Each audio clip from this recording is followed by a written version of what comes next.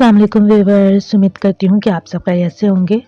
मैं आज आप लोगों के लिए हार्मोन्स की डिस्टर्बेंस को दूर करने के लिए, हार्मोन्स को बैलेंस करने के लिए एक ज़बरदस्त सी रेमेडी लेकर आई हूँ।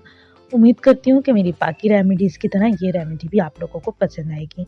चलो देखते हैं कि आज की इस रेमेडी को बनाने के लिए हमें किन इंग्रेडिएंट्स की ज़रूरत है।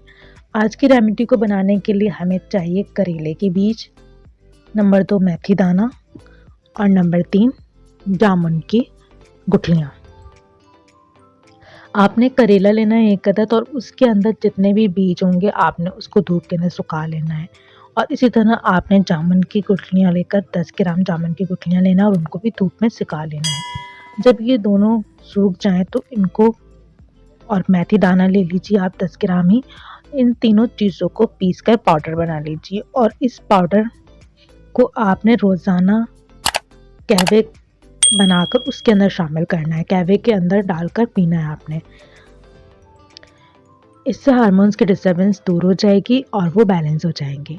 उम्मीद करती हूँ कि मेरी बाकी रेमेडीज़ की तरह ये रेमेडी भी आप लोगों को पसंद। रेमेडीज़ को हासिल करने के लिए मेरे चैनल को सब्सक्राइब कीजिए, मेरी वीडियोज़ को लाइक और शेयर कीजिए। अल्लाह हाफिज़।